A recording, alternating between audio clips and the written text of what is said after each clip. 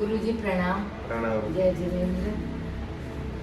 जबलपुर आपका आना पहली बार हुआ और 2-3 साल से हम प्रयास में थे कि आपका आना हो, यहाँ पे आगमन हो। जब इच्छा और जब सब माहौल बनता है कुछ अच्छा काम होने के लिए तो अपने आप संयोग बनते हैं। मैं आपका बहुत आभारी हूँ, मैं बहुत आभारी हूँ आपकी, और मैं उम्मीद करती हूँ कि आगे भी आप हमको इसी तरीके से आप मार्गदर्शन देते रहें। आपने जो पूजा कराई वो हमको बहुत असीम शांति प्रदान की और हमने बहुत आनंद लिया। पहली बार हमारा भी अनुभव था और हमको बहुत आनंद हुआ, और हमारी जो प्रार्थना है ईश्वर से कि इस तरीके से झमाझम यहाँ पे भक्ति होती रहे और दिन दुनी रात चौगनी भक्ति होती रहे यहाँ पे। बहुत बहुत सुनीता जी का कोटि कोटि प्रणाम सभी दर्शकों को। हम जबलपुर के अंदर हैं और ये हमारे भक्तामद हीलर है, समर्पित व्यक्ति है, और 2 दिन तक उनके साथ में रहने का हमें भी सौभाग्य मिला। और सुनीता जी आगे अब जबरदस्त भक्तामद का धर्म प्रचार करेंगे। एक अद्भुत भक्तामद, पूरा म्यूजिक और संगीत के बहुत शौकीन है, बहुत कल भी उन्होंने गाने सुनाए हैं। तो भक्तामद को भी अलग अलग रागों में वो तैयार करेंगे। सारे व्यक्तियों के लिए अलग अलग म्यूजिक थेरापी रेडी होगी और उनके माध्यम से पूरे विश्व में मैक्सिमम टू मैक्सिमम लोगों को जीवन में खुशी हो। ये 2 जो तस्वीर भी आप देख रहे हैं वो भी उसके पीछे भी एक मिरेकल चमत्कार है, क्योंकि सुनीता जी मंदिर मार्गी तो है नहीं, तेरापंथी है, स्थानकवासी का यहाँ पर ज़्यादा है, पर जब ईश्वर का घर में आना लिखा हुआ रहता है, प्रभु की प्रतिष्ठा होनी लिखी हुई रहती है, तो एक अनुभव कैसे प्रतिभा प्राप्त हुई आपको? ये प्रतिमा हमारे पास में, ये फोटो तो मेरी सास ससुर के समय से थी, और कहीं उनकी तीर्थ यात्रा हुई थी, उसमें वो वहाँ से लेकर आए थे। मुझे लगता है ये 50-60 साल पहले की बात होगी, जब वो मेरे हस्बैंड छोटे रहे होंगे तब लोग गए होंगे। मेरे को आज शादी को हुए भी 38-39 साल हो गए हैं, और मैं जब से आई हूँ मैंने देखा, हम लोग मेडिकल में रहते थे और वहाँ पे ये अलमारी के ऊपर सजी हुई रहती थी, लेकिन इसकी कहीं कोई किसी का ध्यान नहीं था इस पे। हमने 4-5 घर हम बदलते बदलते इस घर में आए हैं, और ये मेरे साथ में अन्य सामान के साथ में, जैसे कुछ सामान अलग करने का होता है कि जिसका उपयोग नहीं सही हो रहा है, मतलब बुद्धि नहीं चल रही थी कि ये हमारे हाथ से क्या हो रहा है, पर ये चलती रही मेरे साथ में। सामान और फेंकते रहे, अलग होते रहे, ये उठ के फिर कहीं जगह पे, फिर ये उठ के कहीं और जगह पे।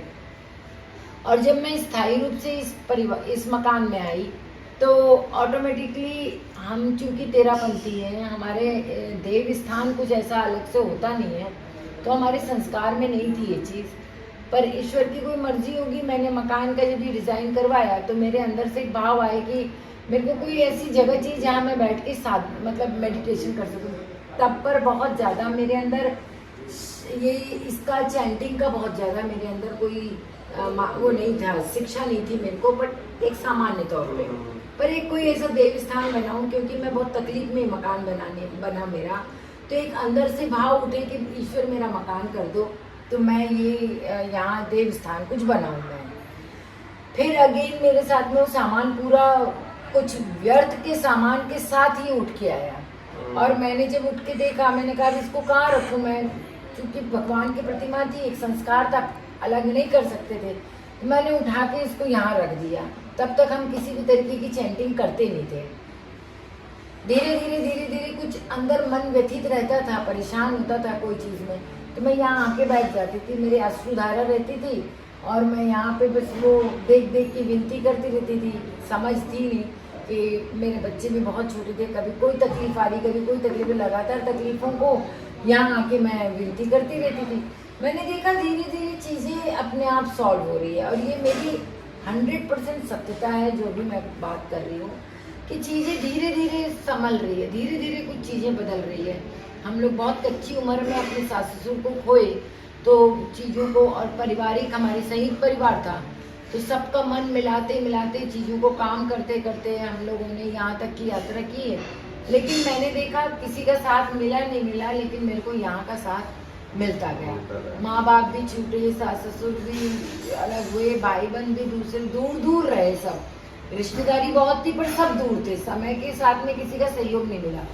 तो अंदर एक जागरण आया कि मेरे को किसी का साथ नहीं मिला, लेकिन फिर भी मेरे हाथों से जो कार्य हो रहा है तो अच्छे ही कार्य हो रहे हैं। और मैं बार बार यहाँ आके किसी भी रूप में व्यतीत होकर यहाँ आके विनती करती रही, फिर मेरे अंदर जागरण आने शुरू हुई और फिर मेरा ये बहुत यात्रा बहुत शुरू आगे आप भक्तामर के लिए क्या सेवा देना चाहते हो? भक्तामर के लिए क्या क्या भाव आता है? मुझे अंदर से लगने लगा कि इसमें एक अद्भुत शक्ति है। ये तो हर कोई जानता है, जो भी जैन है वो जानता है अद्भुत शक्ति है, लेकिन इसकी लगातार साधना से जो चक्रों का बैलेंस शुरू हुआ है, अभी जो मेरा अंदर, जो मैं अपने आप में, मैं बहुत इस मामले में बहुत ज़्यादा ज्ञानी नहीं हूँ, लेकिन मैं अपने अनुभव को कह सकती हूँ कि मेरे अंदर जो चक्रों का बैलेंस हो रहा है और उससे मेरा व्यक्तित्व का जो निर्माण हो रहा है वो अद्भुत लग रहा है मुझे। उसमें मैं खुद अंदर की अपने खुशी। आप में नहीं लगती हूँ। मतलब मैं सोच मेरी छोटी हो रही है, काम बड़े हो रहे हैं उससे। तो मुझे आश्चर्य होता है कि ये मेरे हाथों से हो रहा है।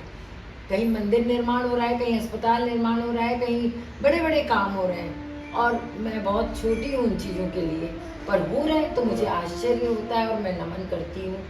और इसी भावना को आगे बढ़ाते हुए मैंने आपको यहाँ पे बुलाया कि मेरे बस आप हम भी बहुत बहुत इतने पवित्र हो गए कि हमें सुनीता जी का साथ मिला है और इसी अपन भक्तामर यात्रा को आगे बढ़ाते बढ़ाते जल्दी जल्दी वापस जबलपुर में मिल गए हैं।